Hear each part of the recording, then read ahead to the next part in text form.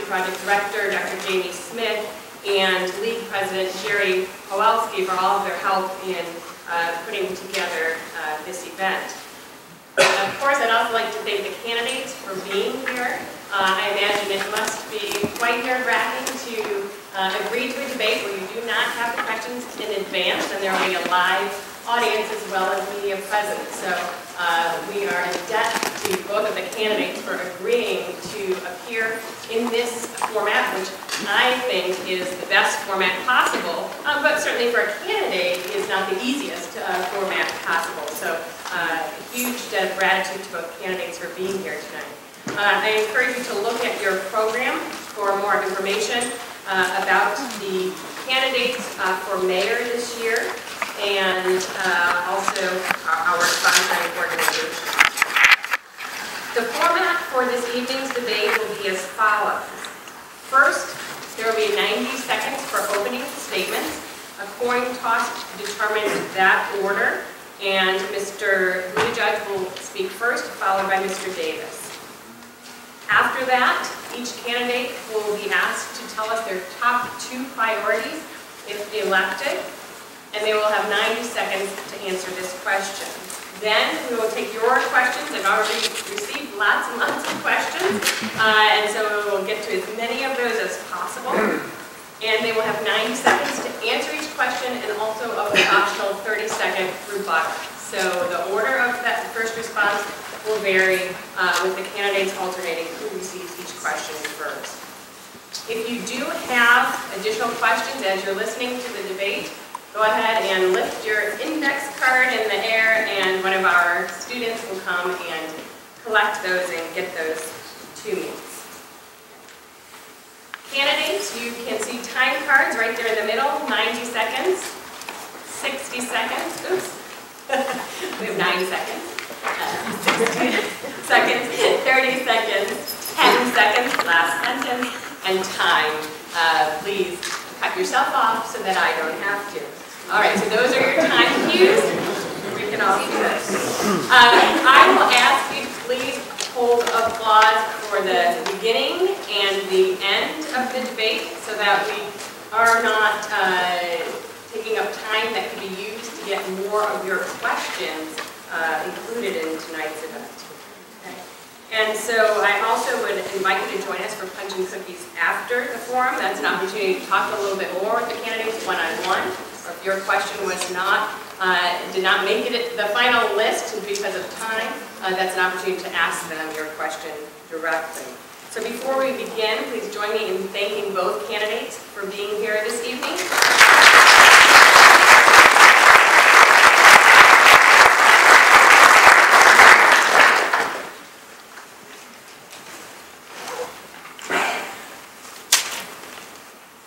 Okay, so we will start then with opening statements. Mr. Buttigieg will go first, and the opening statement prompt is, why did you decide to run in this 2015 mayoral election, and what qualifications make you the right person for the job? Thank you, and thank Dr. Bennett for moderating. I want to thank the American Democracy Project, the IUSB Political Science Club, and the League of Women Voters for making this event possible. And for those watching off to the side, it won't bother me if you decide to come on in. There's standing room only. But let me also thank the audience for being here. Especially great to see people of all ages who care enough about our city to be here to debate this evening. We're living in what I believe are perhaps the most extraordinary times in the life of our community. In this 150th year of the city of South Bend, we are in the midst of a swift and accelerating comeback that has been decades in the making. You know, many communities went through the kinds of economic shocks that we went through 50 years ago and never came back. And even just a few short years ago, when I was first contemplating running for office, there were a lot of debates about whether our city was going to survive at all. I believe that debate is over, and South Bend is back. But we have a lot of work to do in order to keep it that way. And so I'm asking the community for another term in office in order to build on the success that we have been able to achieve as a community since I came in 3.5 years ago. We have been able to address vacant and abandoned properties in our neighborhoods. We have been able to create thousands of jobs but our work is just getting started, and I'm looking forward to discussing the ways we can carry that forward in the years to come. Running for mayor, I want to restore justice and fairness here in the city of South Bend. I think it's paramount when we have citizenry or residents or those who are taxpayers are able to participate in the process of jobs, participate at the table when things are being divided up, and making sure that we all have an opportunity to participate in the city of South Bend. It's not far off when our city was rocked with the tape scandal, and the city was polarized in such a way that people felt like that this city probably needs refinement and needs justice because discrimination shouldn't be allowed anywhere. Well, the point of that conversation is to make sure that the city of South Bend and the residents of the city have an opportunity to see a government that's transparent, that's open, that allows you to come into the 14th floor to discuss the things that are necessary for your quality of life. It's also necessary for the 14th floor to actually open itself up and lend itself to engage folks in the community, to make sure the development community is happening with you at the table. It's also an opportunity to make sure that your tax dollars are benefiting you, the investment into your homes is benefiting you, that you will see infrastructure updates right within your neighborhoods. It's also necessary that you feel safe in the city of South Bend. Someone talking about killings and murders and saying murders have doubled, but crime has dropped. That means there's a disconnect between the government and the 14th floor and you within the city of South Bend as our residents. Thank you.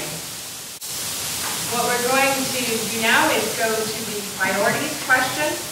Here we'll start with Mr. Buttigieg first, and then again, the first response will alternate by question. So we'll start with top two priorities. What will be your top two priorities if re-elected mayor, and how will you advance those priorities?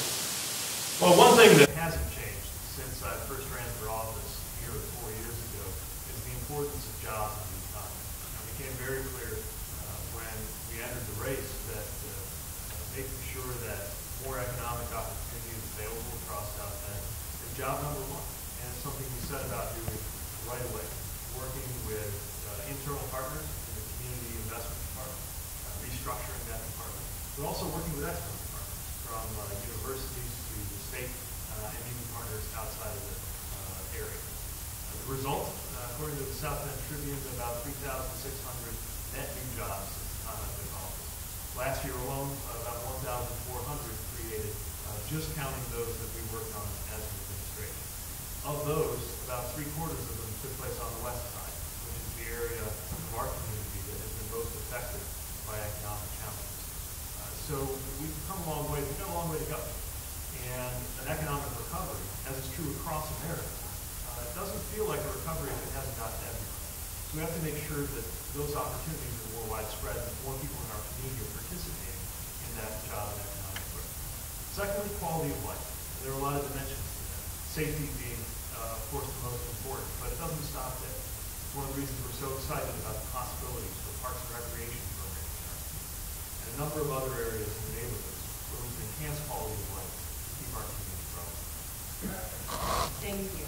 Mr. Davis, your top two priorities and how will you advance? Public safety is the first priority. We need to remove the tank from our neighborhoods that's occupying our residents. We need to make sure that we are doing actually the total opposite.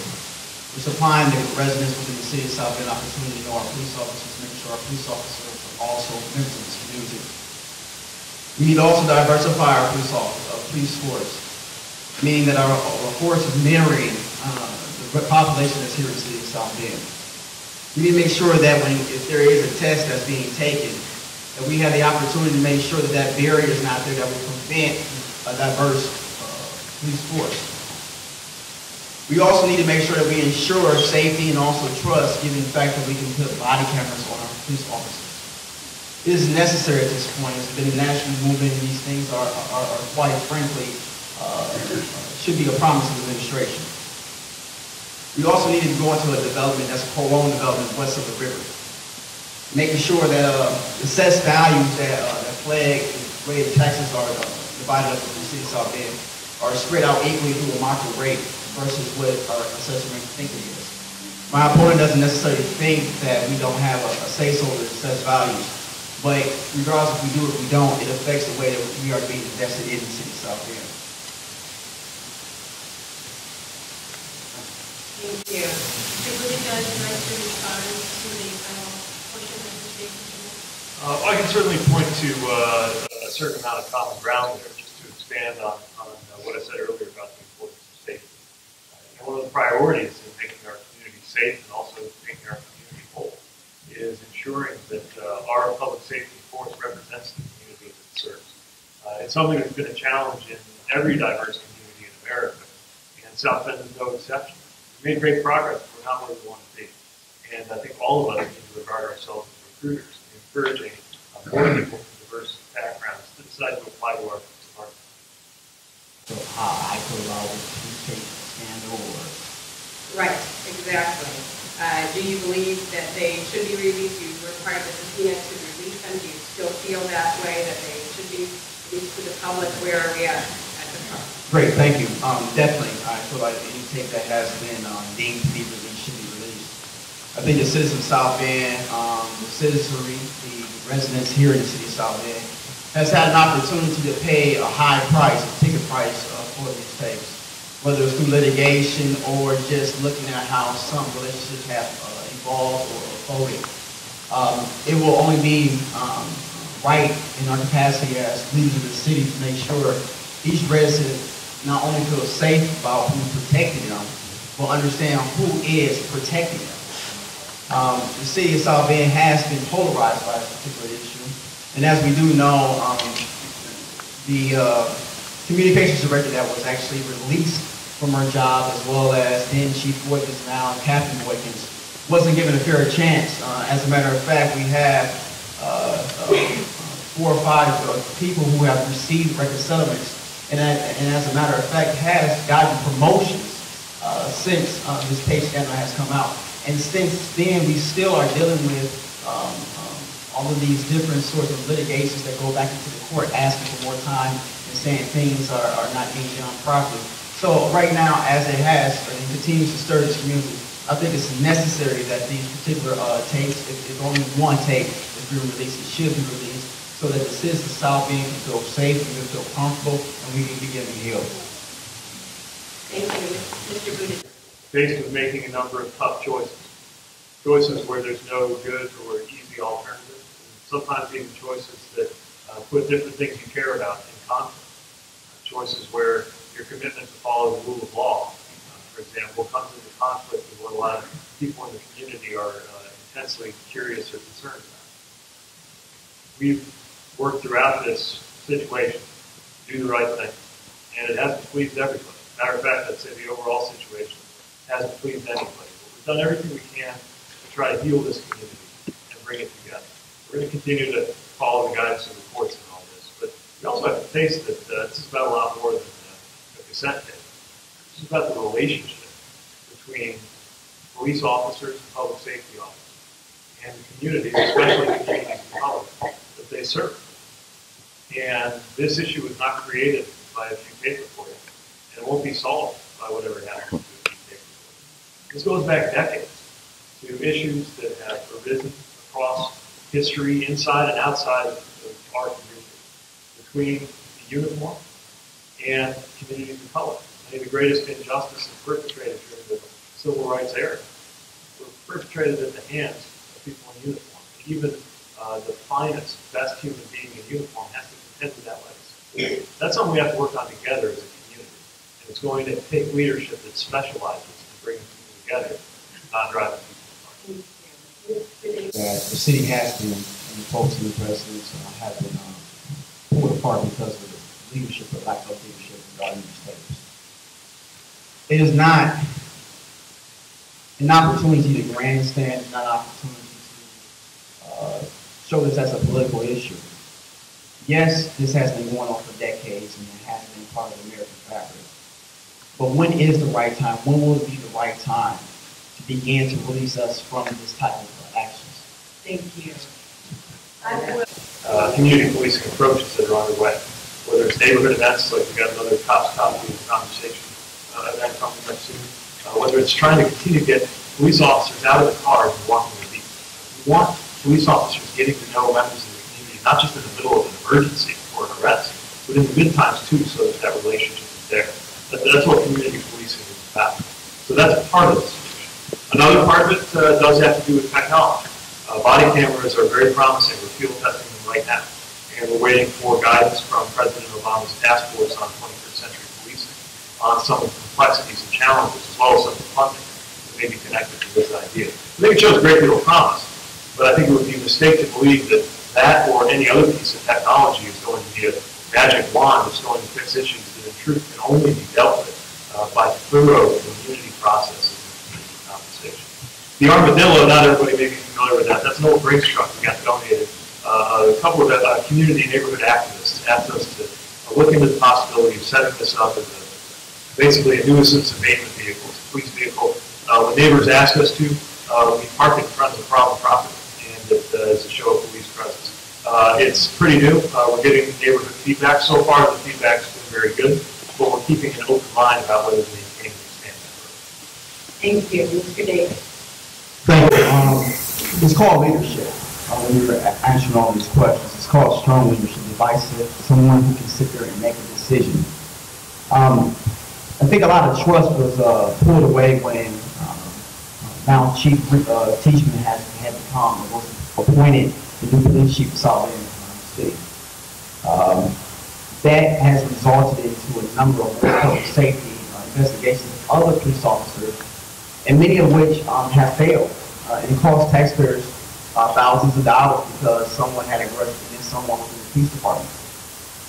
The Board of Public Safety needs to be coupled with a citizen review board that allows citizens to weigh in on police disciplinary actions, but also that citizens review board should also have the ability to discipline, meaning subpoena powers as well. The armadillo, I expressed my sentiments about that earlier. I'm not in favor of it. I think the militarization of any police force here in America is against what we call our Constitution and our civil rights. I think that the armadillo presents a bad front. It tells folks that the police may be against them and we should be against the police. I understand some residents concerning the armadillo. That's because of the lack of investment that has not happened in the neighborhood. That's the reason why I think it's even necessary. I would like to improve police relationships with the citizens, but that causes us to come outside of our box and make sure that we are restoring and meeting new relationships regardless of the color of the skin. Thank you. Thank you very much. 30 seconds. Well, one thing I would concur with is that under the current police chief, Teachman, you have seen a lot of disciplined cases that have been brought to a very high standard being applied to our police officers. Now, I think being consistent and demanding on discipline is important both for the community and also for officers. The vast majority of them don't want less discipline; they want consistency in discipline and fairness. And I think that's something that's making the whole department strong. Thank you very much. Before we go to the next question, I'd just like to invite any audience members who want to are able to sit on a chair or a floor, a step or a floor. They're welcome to come into the audience here if you don't stand there outside the room. They are eagerly listening in. What is your measurement for culturally competent police force for members of the force? And also, do you think it will be possible to actually create a more diverse police force? And we'll start with you, Mr. Davis. Quite frankly, I think that we can do as much as we want to if we're intentional on a set of sites there. I don't think that there would be an opportunity. I think that there's always an opportunity to diversify the entire city's departments or even police force of public safety. So I think that when we begin to say that we can't do it or there's not, we may not be able to do it, it's setting a standard that is pretty low. The city of South Bend itself boasts over 30% population for African Americans, around 15% Latino, and the rest obviously is Caucasian. I think that it's incumbent upon us and also necessary that we do diversify our police force. I think it's not only a cultural necessity, but I also think that it's an economic necessity as well. So if we were to, when we do in the Davis administration, we will see a harmonious community that is interested in making sure all residents feel safe, all residents feel protected, and all residents have an opportunity to serve the community. Thank you. Mr. Buttigieg? Well, I'll take the second question first. Not only can we must. We simply must establish a more diverse city workforce, including public safety. This is not easy. It's been something we've been trying to do in the community since long before I arrived on the scene. It's something every diverse community in America is working on. Nobody has found an easy way to do this for a number of reasons, but we know that some communities are better than others. One of the reasons that we're working to get professional support, somebody with a track record, working with those communities that have set themselves apart, being unusually good at the process and making sure that their workforce comes into line with the makeup of the community that they serve. When it comes to cultural competence, this is beyond just the makeup of our workforce. That's necessary but not sufficient. We need to make sure that all of our city employees, whether it's public safety professionals or anybody else, understands how to work with an increasingly diverse range of people that we serve. And that's everything from trying to build different language competencies into our government. One of the reasons we have a bilingual 311 line, making sure that we have participation, not just in the context of emergencies, but on the porches, in the churches, in the neighborhoods, in the schools, to build a relationship between public servants and the people we're all serving. Mr. Davis, you have an additional question. Thank you. My opponent continues to talk about we must. And I find it extremely odd that the must continues to fall at sub-zero. My opponent took office, he had the opportunity to continue on with the department heads that were there. Many of them were people of color who were also competent in their job field. Within maybe 6 months, all of them were gone. And now we're looking at an opportunity to hire some consultants in to do what had already been done that has been stepped on. The percentage of the workforce within the South End. Thank you. Okay, thank you. Okay. I would like to, they only have 30 seconds for rebuttal. It's not a lot of time. Okay, the next question concerns neighborhoods. There are considerable resources being devoted to the downtown area. This is great. However, neighborhood streets, sidewalks, and lighting across the city still need improvement. This is an issue of concern. What are your specific plans to improve neighborhoods? And another person had a similar question. Safe neighborhoods where people want to live, maybe they also can walk without being struck by speeding cars. If the current budget for neighborhood traffic calming is only $50,000 for the entire city, that's enough for only one traffic calming crosswalk like those at Main Street Common. Is that enough? So neighborhood development, infrastructure, and safety. What are your plans there? Is the current budget adequate? And we'll start with you, Mr. Booth. We're going to hold on to try to fit into a minute and a half, but I'm going to do my best. Our city is a city of neighborhoods. That's what makes our city what it is. And each neighborhood has distinct character, tradition, flavor, and makeup. And we have worked day in, day out in this administration to make those neighborhoods better off. By far, the biggest neighborhood issue that we heard from the neighbors when we were out in the neighborhoods was, what are you doing about those vacant and abandoned properties? And that's why we set what some thought was a very lofty goal, dealing with 1,000 vacant and abandoned properties in 1,000 days. So far, with about 200 days to go, we're more than 800 houses in that have been addressed. And the best part of it is, more of those have been addressed through repairs than we've offered. In other words, less of those houses have had been torn down than we thought. That's a good thing. But when a house can't be saved, it is unfair to the neighbors around it to expect them to have to live with it year after year after year while it's coming. That's been our biggest achievement when it comes to making our neighborhoods better off. There's more that we can do and have been doing. I would point to the Light Up South End program, trying to enhance quality of life as well as safety by getting more lights into the different neighborhoods around our city. It's one of the reasons that in partnership with the council, we boosted funding for curbs and sidewalks around the city. We've also reached out to get federal funding to enhance what we can do with the limited dollars available to the city. And it's one of the reasons I'm so eager for what we can do with the parks fund that's been issued to enhance our neighborhood parks. Thank you. Mr. Davis. Thank you. With a specific plan that will introduce the city to a new way of budgeting. I want to introduce project-based budgeting, which is an opportunity for neighborhoods to come together with a fee, with a nominal fee for the city to produce their own plans for their area. I think it's necessary that you are also engaged, continue to be engaged about what happens to the neighborhood. So if we have the opportunity to go through a 2 to 3 month process with you putting things down on this plan, then you will be able to give it back to your council people or also to the mayor's office to make sure that those things are being implemented year in, year out. What's happened with the 1,000 houses, 1,000 days, they have shifted the tax burden from the west of the river to the east of the river.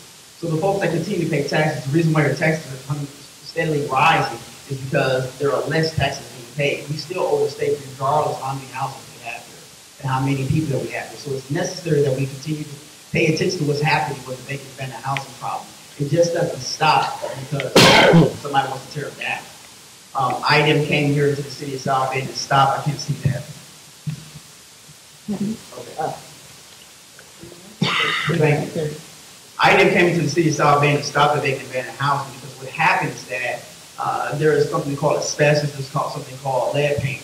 Those things affect us environmentally and our air quality. So that process had to be stopped and it was stopped. But we kept driving home with the vacant abandoned housing demolition. We can't continue to tear our neighborhoods down. We have to have development, not as an afterthought, but a forethought before we start this process. Have the end in mind when you start. Thank you. Mr. Buttigieg, great. It's probably clear up some of maybe a couple misconceptions there that are important to speak to. One, the vacant and abandoned housing process doesn't change tax revenue because the properties, as a general rule, are by definition vacant and abandoned. As a general rule, the property usually is vacant and abandoned. It's not a property that anyone is paying taxes on. And probably never will be until it's cleared and approved. And that's where we're going in the next stage of this effort, whether it's working with community development, corporations, or private investors to try to return that land to the taxpayers. Thank you. And thank you both candidates for sticking to the time card. I appreciate it. We're going next with a couple of more questions regarding neighborhoods. So obvious infrastructure, obvious infractions of city ordinances go unnoticed or are not enforced, even when a call is made to code enforcement. What will you do to rectify this situation? And rundown rental properties are destroying property values in some of our inner city neighborhoods. How will you rectify the neglect by these landlords? So what can a mayor in general and you specifically do in terms of code infractions or rundown rental properties? So we start with you. Thank you. This is something I have really been a stickler on since I've been on council. I've been there for like the last 7 years, been in city government for the last 10 years of my life. And I think it's only necessary that we do enforce the codes within the code book. We can talk about all of the great things that we can do about economic development and public-private partnerships and all the things that sound really good, bringing jobs in. But if we're not within the mayor's office enforcing the city code as per the state statute, we're doing nothing. And so those things actually are a part of what promotes the policy fight that we're all looking for within the code book. The city council has a budget session that we do every single summer to make sure that there's enough money for code enforcement to go out there and do his job properly. However, those things are not being done. I was just at a neighborhood meeting the other day where the neighbors said they were cutting grass in the neighborhood. And upon finishing cutting the grass, the code enforcement would show up and they would take their equipment off the truck, take a picture, and after they finished taking the picture, they would say, okay, well, we're going to keep moving. That picture obviously is being recorded as them doing the job. My opponent sat there and looked around and said, oh, well, okay, that's fine. We can't continue to have that type of apathy in this community, nor the lackadaisical treatment within these neighborhoods. If our code enforcement workers do not want to work, if they're not enforcing the code, if the administration is not making sure that they are sufficiently supplied with monies to make sure that those things are getting done, then the city of South Bend will continue to fail and we will not be the 21st century city that we need to be. Thank you. Mr. Buttigieg. Sure. I want to clear one thing up at that meeting. What I said was when neighbors step up and look after a property that's neglected or an area that hasn't been mowed, we appreciate them doing that. We do document that. But it shouldn't happen. The challenge is, frankly, we can quadruple the size of the code enforcement department. It wouldn't be enough to have code enforcement single-handedly deal with every part of the city that needs to be mowed or addressed. Not if we don't have property owners stepping up. That's what code enforcement is about. It's one of the reasons we tightened our enforcement and changed our approach to the collection. What's happening is that owners have taken note because we've seen a lot of improvement in their compliance. So we're going to continue to do that. We're also trying to make sure that the cost burden is not on the taxpayer, but is on the kind of irresponsible landlords that the question is asking about. It's one of the reasons we introduced a fee on inspection for these kinds of problem properties. It would fall on the irresponsible landlord, not the taxpayer. My competitor opposed that, but it happened, and we think it's good policy. And there has to be accountability for property owners who, frankly, sometimes make it very difficult to find who they are, especially when they're out of town. They buy up these properties as an investment on a sheet of paper. They don't feel any sense of ownership or responsibility. But again, we're a city of neighborhoods. We need property owners to care about the condition of their home, whether they're living in them as owner-occupiers or whether they're renting. Thank you very much. Thank you. One of the biggest issues that we have on code enforcement is leadership. We've had 3 code enforcement directors in 3 years. We have not been able to take a high approach and direct approach to making sure that our neighborhoods are being properly guarded and the code will be enforced. So that's a very big issue. The fees associated with looking for a landlord who doesn't want to take care of the property. Well, that particular bill itself was a shift of dollars to the taxpayers and making sure that that person that was looking for these properties as an owner would be able to be bound. That's the person's job. That person, if we want to pay increase to that person, then we get a pay increase. We don't need to continue to tax the resident. Next question, there's a series of questions about the consent decree. As one person put it, consent decree when signed with the EPA has taxpayers on the hook for over $500 million for the next 2 decades. And what can we expect from you? Estimates put our water bills up to around $250 to $300 a month. Please explain how you believe citizens can afford these rates and what will you do to lower the cost of the storm sewer project? And that goes first to you, Mr. Buttigieg. Sure. So let me start with a little bit of background. Before I took office, the federal government signed an agreement with the city of South Bend requiring us to make upgrades to our sewer system in order to comply with the Clean Water Act. Now, what they didn't do was appropriate any federal money to help us do it. And that means that the city, under this consent decree signed just before I took office, is legally required to do this work with our own money. And that's hitting ratepayers. That's hitting sewer and water bills. So I haven't seen any documentation that would validate the numbers that were cited there. But the bottom line is, over the next 20 years, we've been required to do over $500 million worth of work, something that is actually a multiple of our annual budget. And it's not going to be easy. There is some good news on 2 fronts. The first is that technology has improved. And that means it may be possible to be able to meet our legal obligations with less expense. As a matter of fact, that's already underway with the Smart Sewer program, which we think is responsible for about $100 million reduction. The second is that there may be opportunities to renegotiate or to change the legal framework that we're in. And I've got together with a number of other mayors. You can imagine there are dozens of other cities facing the same issue, mostly in Indiana and Ohio. And I'll continue to meet with them as part of the Mayor's Water Council of the U.S. Conference of Mayors to try to make sure we're working on this at the federal level and the regulatory level, even at the same time as we're working on it at the technological level and the engineering level to try to keep rates low for ratepayers here in South Bend. Thank you. Mr. Davis. Thank you. Yes, it's a hefty bill, huge, enormous bill. There are a few things that have happened since the decree was signed. Because it is signed, we've had the opportunity to debate and go back and forth with the administration as council called. The water rates was raised. I opposed that. The reason why I opposed that because we are not using the funds from the TIF district to satisfy infrastructure improvements. That being one thing right there.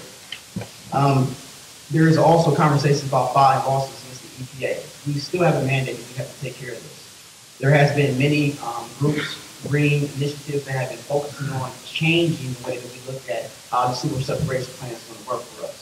that still has not been implemented, nor has it been talked about. We keep kicking the can down the street and hoping that money falls off the sky. We have to do it. The legal framework that we continue to talk about, well, we're going to continue to shift that burden to the taxpayers. That burden means that every time that we shift the legal framework, change the legal framework, we have to go through another law firm and ask them for their services. And when we ask for the services, there is probably tagged a $250,000 fee to ask, for the services. We're still not doing anything. What needs to happen is to make sure that the cities that have done this sewer separation project and made sure it has fit with EPA has asked for, we need to mirror those efforts. We had a gentleman by the name of Jonathan Burke that worked for the city of South Bend. Brilliant mind. Somehow, some way that he figured this thing out and how this thing would work for us. He no longer works in the city. I don't know why. We need folks like that that are forward thinking and brilliant minded to make these things happen for us.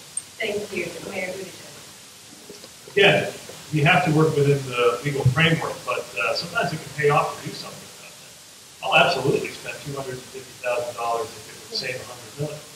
Now, whether it will or not is a kind of tough decision that a mayor has to try to make when engaging how to allocate resources. But what we do know is that while South Bend is under the gun for major infrastructure investments, there are both technological and legal options that can allow us to bring the bill down and save ratepayers some money on their sewer and water bills. Thank you.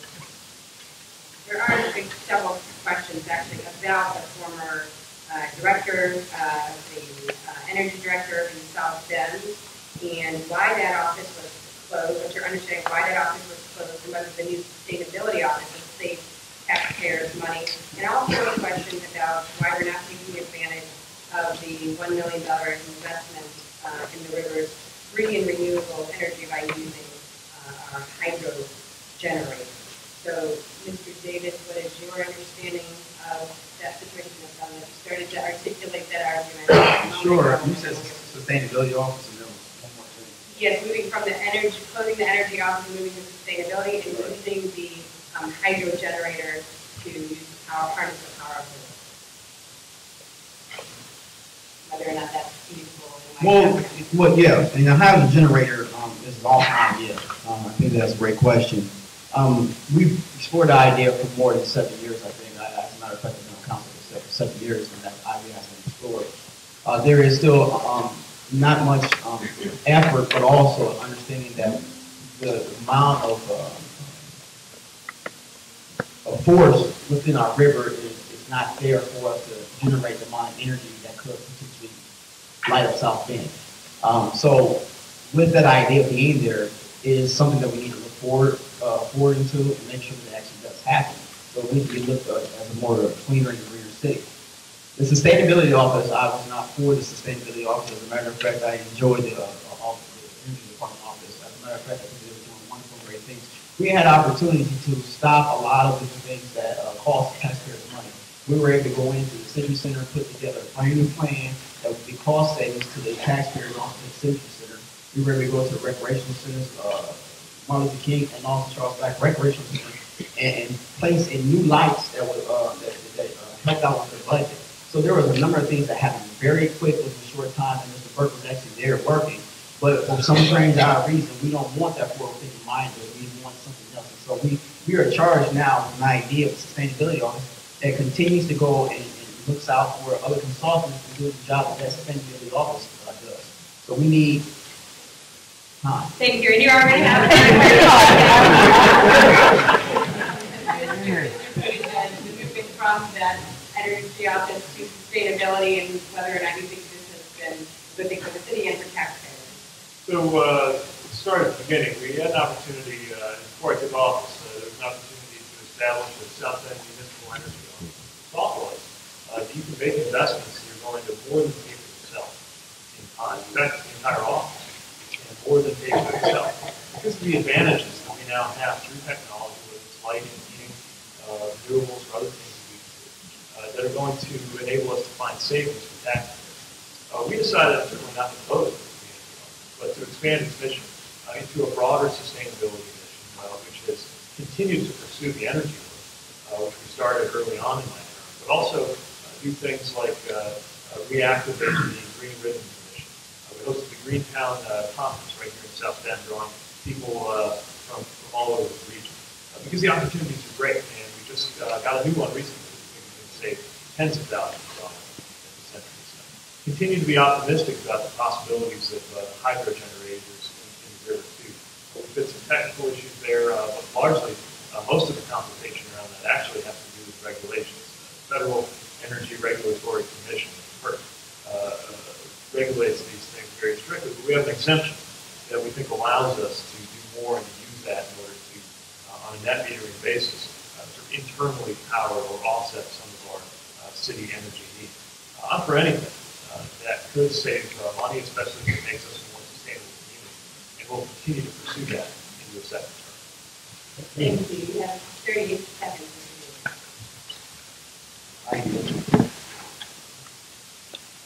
All right, our next question then, it will go first to Mr. Buttigieg. Please talk about the issue of prevailing wage and the need for union pay level jobs in South Bend. The South Bend Tribune noted this week that most of the jobs created in the region were minimum wage. How do we survive when this is the case? And a similar question, do you support paying of a living wage to all city employees? And if so, at what level you would set that wage? Now, I will mention that this is sort of a hypothetical question given Indiana's law that makes it impossible or illegal for us to set a higher wage than the state. But I guess what can the city do, tax abatements or other things, to attach well-paid jobs? I believe the state legislature has decided to eliminate the statute that creates a common construction wage, keeping wages at a level that, on public projects through a council that is formed that we think is good economics as well as good policy. When we heard that was coming, we decided to create our own rule up here in South Bend that will do it even if the state doesn't make it. And now the state seems to be moving to taking away that option. This is not just organized labor issue. This is an economic issue because I haven't yet met a person in this community who thinks the big problem with our economy is ordinary people getting paid too well. I haven't met one person who thinks that's the problem. Now, to be sure, as a steward of taxpayer funds, I am concerned about costs on projects. But most of the cost savings that have been promised in other states where they say just because wage rule will save a lot of money doesn't actually happen in practice. There are a lot of reasons for that. Bottom line is, our community does better when people are making better wages, and we're going to continue to pursue that as a policy option if we're allowed to in the framework of state legislation. And I also think we need to take a real hard look at the minimum wage. You know, the minimum wage was devised federally in 1968. If you did that in today's dollars, it would be 10 cents. The minimum wage isn't anywhere near it. And so we need to look at whether my time is up. But this is an issue that deserves serious attention. Thank you, and you'll have 30 more seconds to consider it in just a moment. And Mr. Davis, your thoughts on prevailing wage and living wage at the local level? I think it's necessary. I think when you have a city that's suffering from a 30% poverty rate, it's necessary to keep wages at a living wage, prevailing wage. One thing I want to add is that the City of South Bend has done a very good job at raising wages. My opponent, when he first got in office, the first thing that he did was raise his cabinet members' wages from $30,000 to $50,000 in one while. So if there is an intentional effort to make sure that the local worker on local construction projects are being picked, we need to make sure that we define that and we continue to redefine and make sure that those local jobs are happening here for local workers. I've been a friend of labor, and also I'm a child of it. My mom was a teamster for over 30 years in Memorial Hospital. I believe in organizing and making sure that folks are receiving the wage that they can create a family. I'm a product of it. And so if we do not take the opportunity to ensure that folks in our community are not being taken care of with the wages that they should be paid, we're doing ourselves not only a disservice to the entire community. For every dollar that's spent in our community, that's a local dollar, $4 is created. Why wouldn't we do it? That is one of the reasons why I was not for the Smart Street program. The track record that has been proven by my opponent has shown that many folks from outside the community come in and swallow our dollars, while the local laborers do not get opportunity to work with their dollars. Thank you. Mr. Buttigieg, time for a rebuttal. Well, certainly I would say on my watch, income has gone up and the number of jobs available to both organized labor and ordinary workers has gone up. But we're not there yet. And let's face it, this is a community with a high poverty rate. And that's not going to get better if people aren't making good wages. And that's true all up and down the spectrum with different kinds of jobs, different kinds of backgrounds. So even though the state legislature in Minneapolis isn't very supportive of the idea, we're still interested in what we can do to boost income for people across the state. Thank you. The next question says, TIP districts have an impact on the community as a whole, particularly with schools and asking for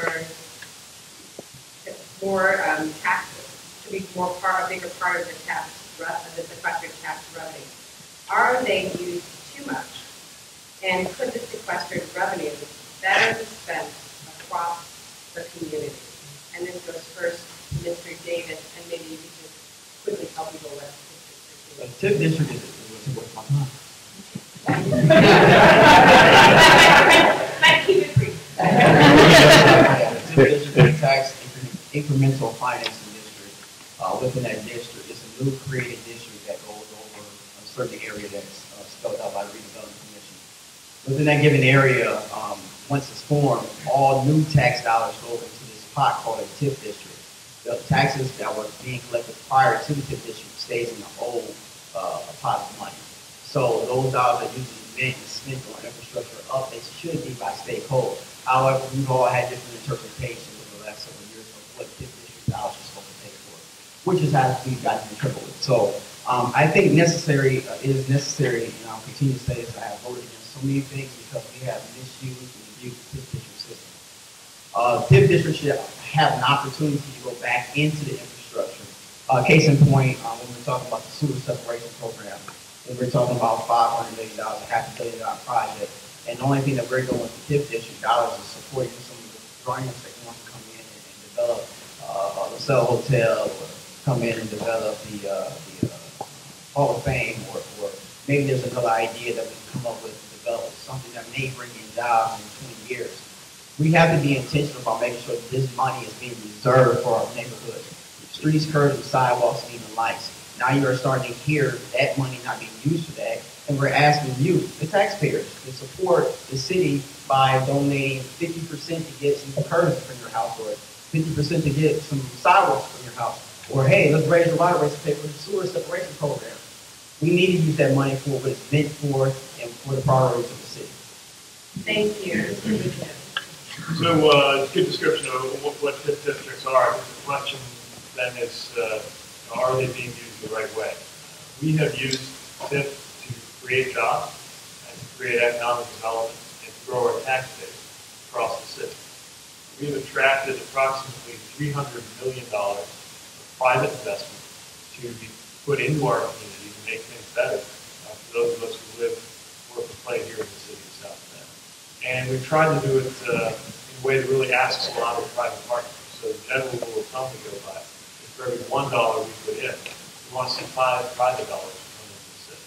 We think that's worthwhile, and we think it's good for us. But anytime you have a TIP district, there's a trade-off, because those dollars go into the TIP. It means they don't go into the general fund, which is what we use to pay for day-to-day expenses in the city, as well as being able to go to other taxing units like libraries and schools. And so we try not to have a TIP any longer than it's being used. And you sometimes see early retirements once the associated bond is paid off. Now, there are some things you're not supposed to use TIP money for. It really is designed to be specific to economic development. It's based on our track record, seeing now nearly 2,000 jobs created directly in redevelopment-related deals, and about 3,600 net new jobs in the community. I'd say the TIP at its core, our redevelopment policy is going very well. Thank you. Mr. Davis, Thank you. The city of South Bend needs to get out of the development business. We continue to talk about this $300 million private investment. Where are those jobs at? Many of those jobs are presented by a tax abatement that's maxed out. Once it's maxed out, we have to wait 5 to 6 to 10 years before those jobs even enter into our community, if they ever make it to our community. So when we talk about the jobs that are gained here, what jobs and who's working those jobs?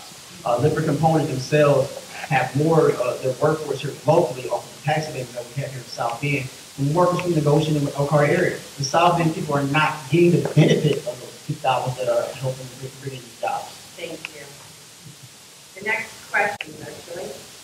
The recent controversy surrounding Indiana's Restoring Religious Freedom Act has brought national attention to the fact that Indiana does not have a statewide law protecting people from discrimination based on sexual orientation or gender identity. Did you support the expansion of South Bend's anti-discrimination ordinance to include sexual orientation and gender identity? And what are your current views on this subject? Also, do you believe that same-sex partners of South Bend city employees,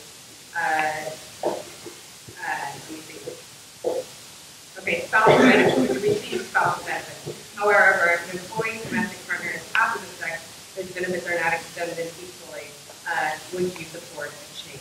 So the current anti-discrimination ordinance and also partnership benefits for city employees. And we start first with Sure, let me start with a simple yes on the first question. That's the kind of question that everybody, regardless of what our governor has done, everybody deserves to hear a yes or no question about. So in terms of extending those protections here in South Bend, when the time came, my answer was yes. And if that's going to be debated in the Indianapolis legislature early next year about whether the rest of the state should follow South Bend's lead and have a bill that protects religious freedom like South Bend does, also protects everybody from discrimination based on their gender identity or sexual orientation? The answer is yes. It's not complicated. The answer is yes. Now, one thing that is a little more complicated is how to handle benefits for people in the city workforce. So before marriage equality came to Indiana, we decided that the fair thing to do was to say that if you were a same-sex couple and an employee in the city, and you sign an affidavit saying that you would be married if you could, which is not the law of the land in Indiana, that it would allow you to have the same benefits as if you were married in an opposite-sex couple. That policy has changed because the need for that policy has changed, because now marriage is available to all in the state of Indiana. And so now we're moving back to a simpler policy that in many ways is kind of how things used to work in the first place, which is that we offer benefits like health care to spouses and citizens. Thank you. Mr. Davis. Let me touch on that really quick about the benefit that was allowed to same-sex partnerships even though they could not be married. Again, within itself, that's a discriminatory action on this current administration because that was not offered to the baby daddies that they did with their baby mamas or the girlfriends or the fathers that may stay with their lifelong partner. That benefit has only been restored and was able for those who said that they're same-sex marriage couples. I'm not against same-sex marriage, folks. I think that if you love that person, you love that person.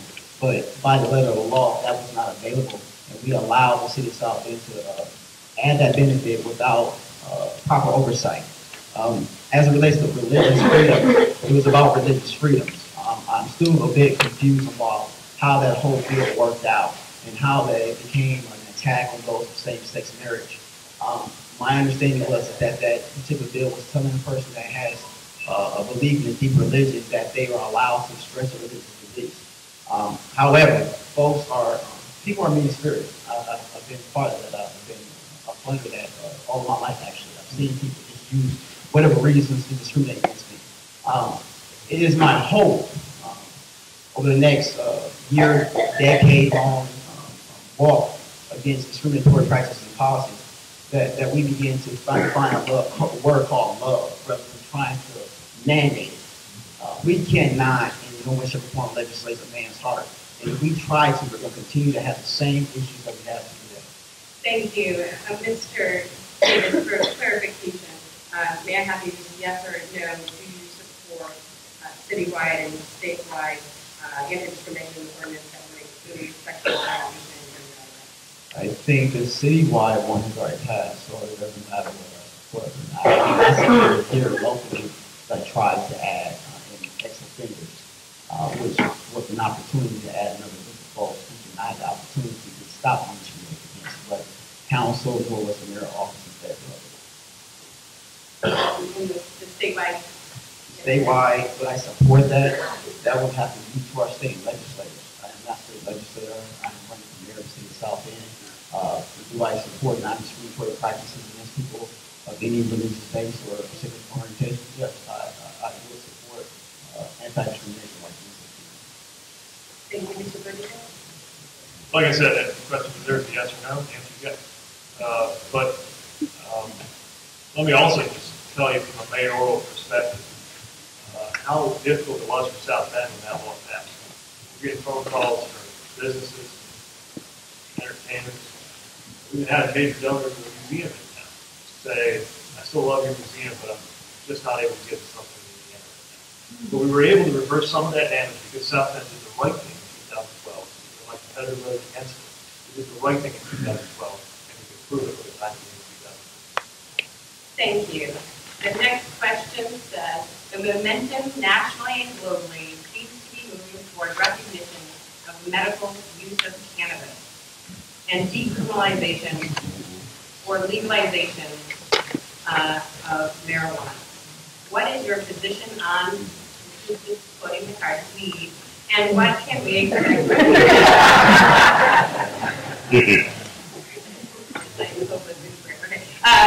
On weed, and what can we expect from your administration on this topic? And so the question goes first. As we just, I think that was an awesome question. Look, I think that our laws need to become a little bit more up to date.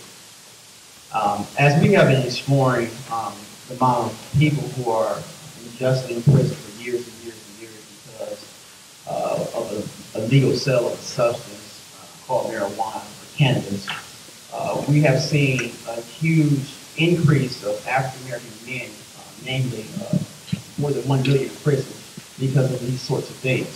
Now we see America heading into an industry that is making high profits off of the same sale of the same illegal substance that many of these African American men have been put in prison for. I think that's a foul. I think that the city of South Bend, along with the state of Indiana, needs to re-examine these laws to make sure that there is a benefit and also the practices of the law do not affect just one demographic but all demographics. So if the state of Indiana moves towards a legalization of the cannabis plant, then there needs to be a clear discussion about the laws that affects it and the people who are affected more by it, by the sales of it and by use of it. Thank you, Mr. Buttigieg. Pretty much in agreement. The laws in this state appear to be behind the times on an issue that I think the whole country is reviewing.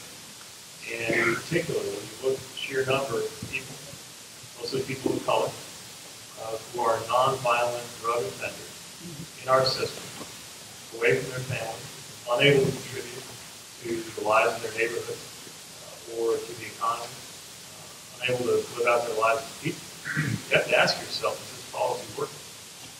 And I don't think we can just incarcerate our way out of a problem. So we do need to take a look at that, especially the extent to which people in the system faced with or accused of fairly similar offenses seem to be treated differently. I mean, it's right there in the statistics. And especially people of color are getting worse outcomes in the system when accused of the same crimes. And so often, those crimes are nonviolent drug offenses.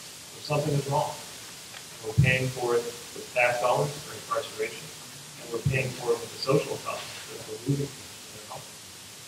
And law enforcement has a lot of things to worry about, including violent crime.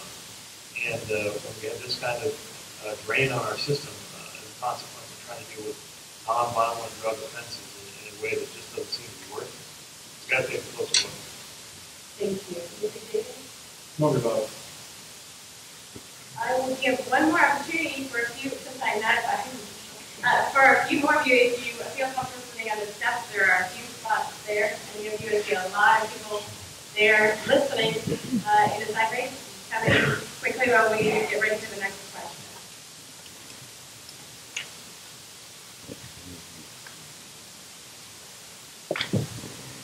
If they had a seat next to them, please raise your hand. There are a few seats.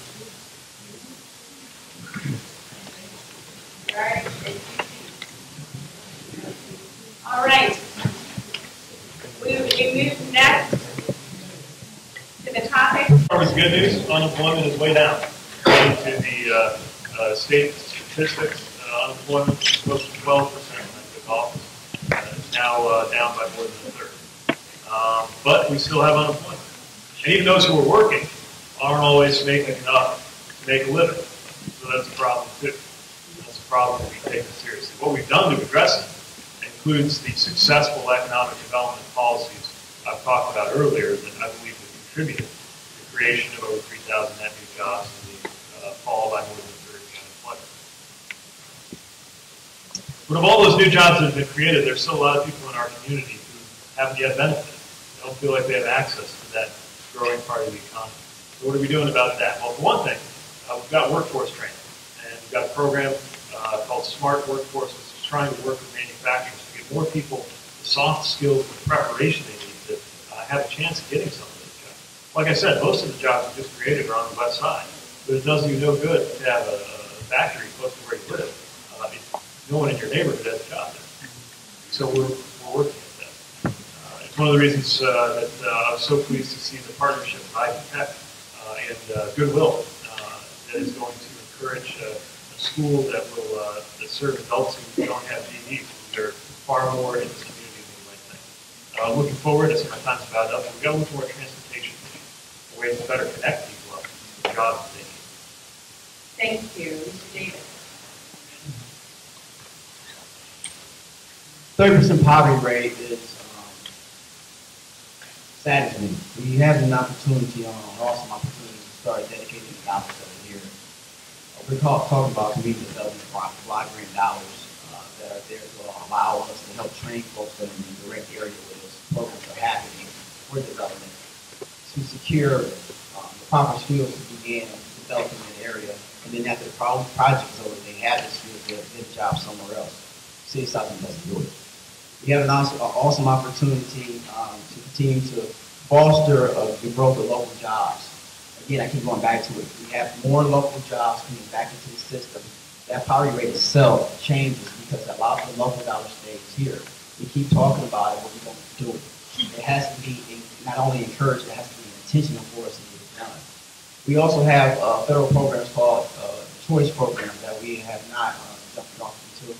I think it's awesome that those programs allow folks of lower income status to acquire their own homes back into the neighborhoods. This is another reason why I was against the executive government housing program, because we have so many people who are either homeless or living in project housing that have the vouchers that they can use to go into a home and need to repair, get it rehabilitated, and at the end of the day, have that home for themselves and also be able to pay the cost of the home from the federal government to restore our neighborhoods.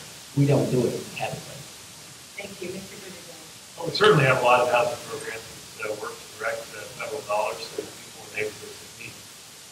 We're doing everything in our power to create jobs, and again, the results overall have been pretty amazing. See over 2,000 jobs created, just counting the ones we worked in the administration.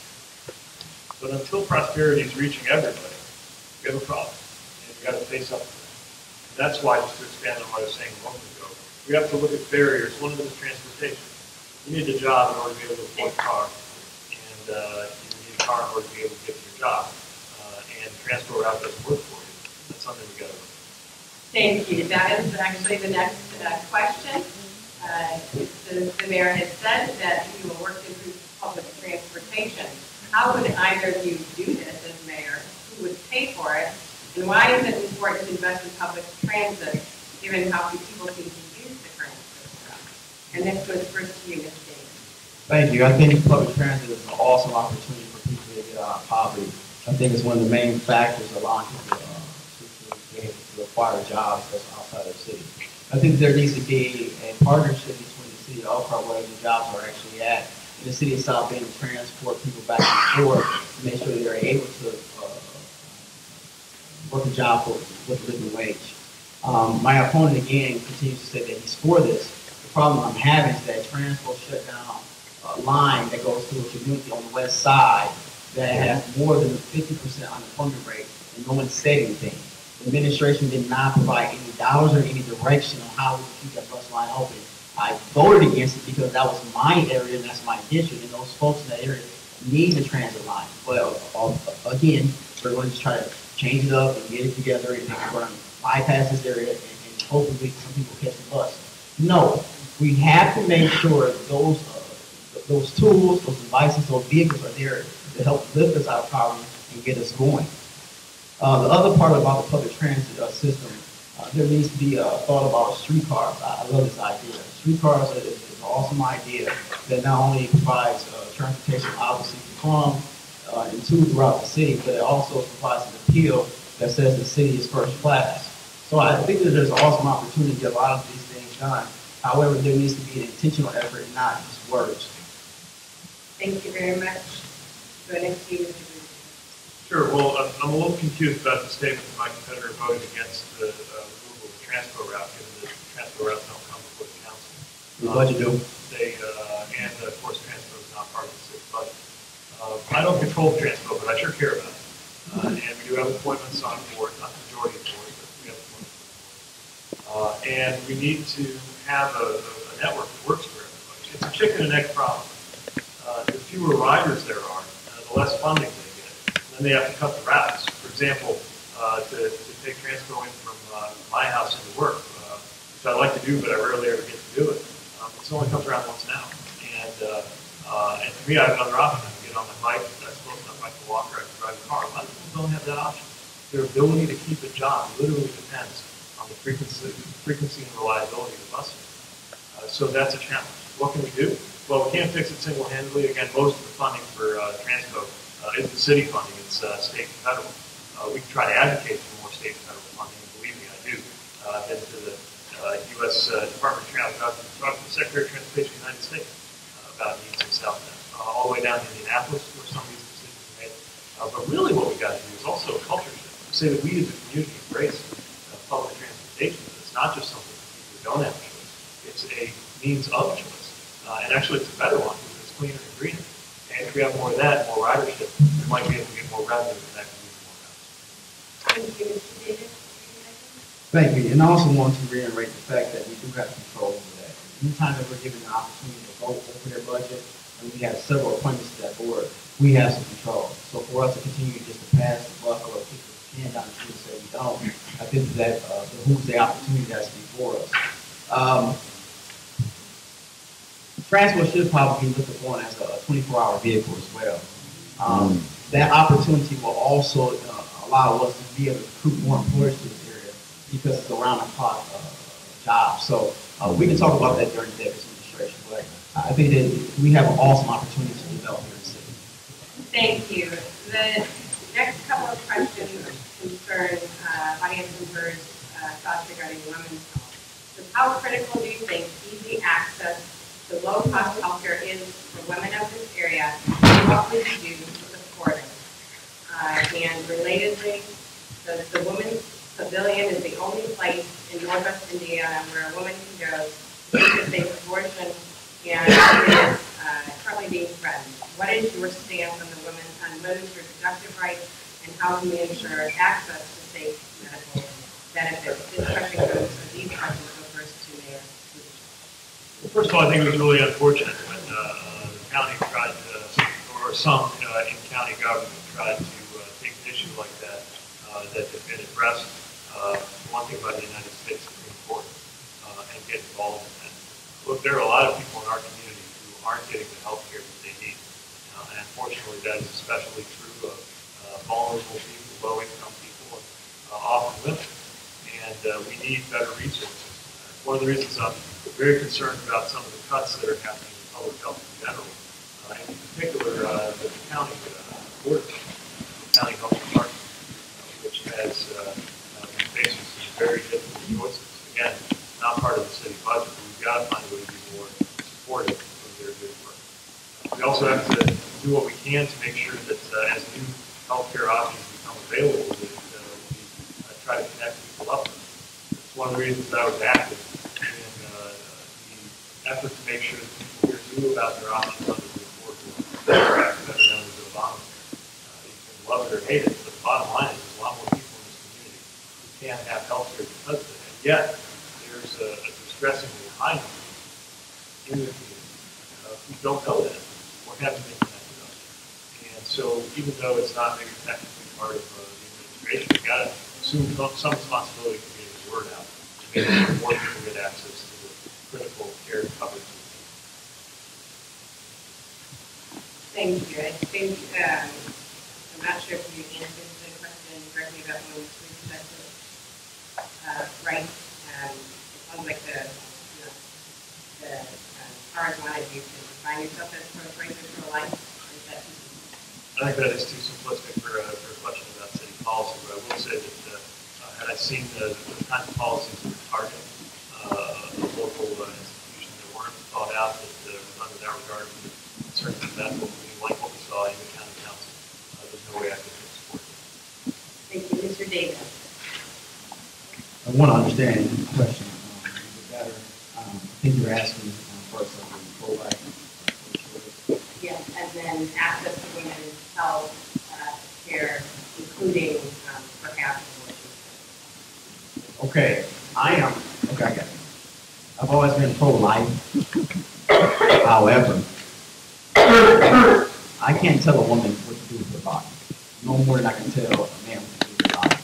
I find it very difficult for us to put these laws out there and suggest that you can't do this, you can't do that. And that person's free will they have will go ahead and do it.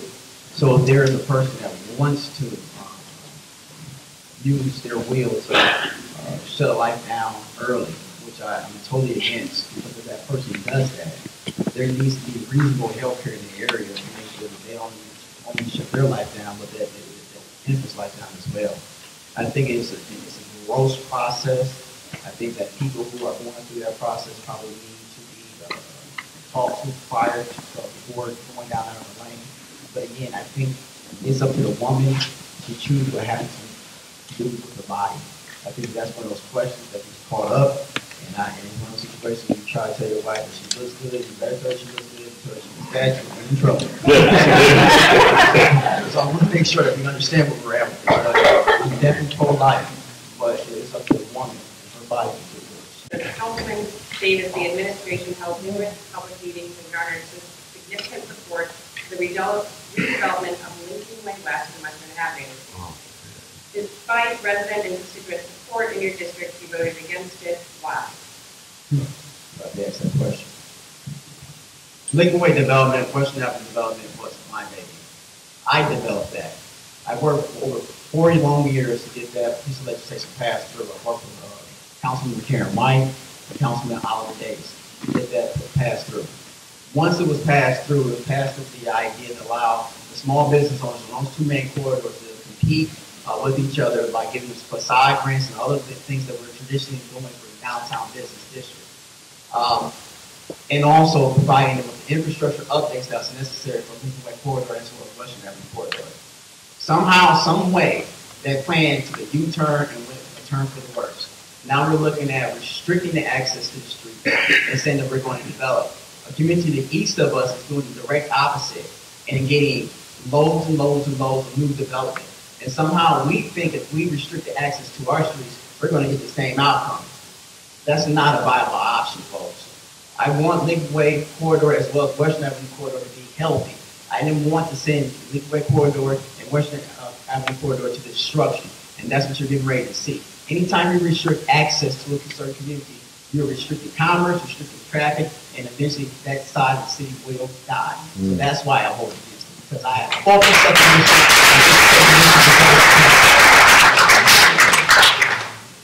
Thank you. Mayor, question for you.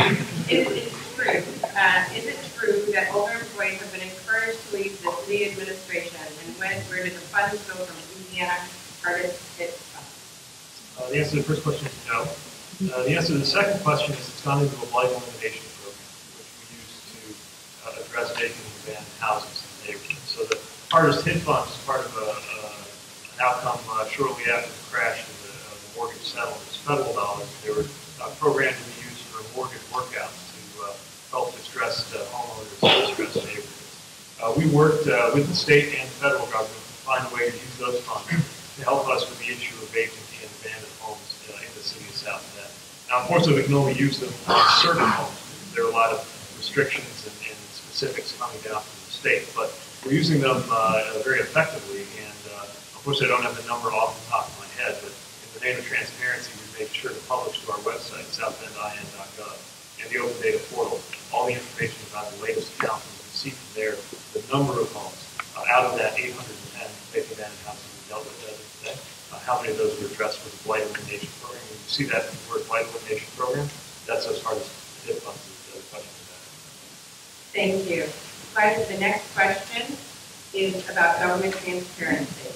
What have you done and what will you do to make local government more transparent and user-friendly?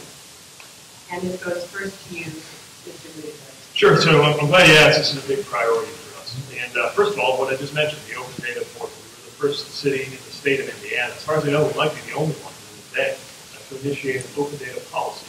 The idea of the open data policy is that anytime we generate a piece of data in the city, that belongs to the taxpayer.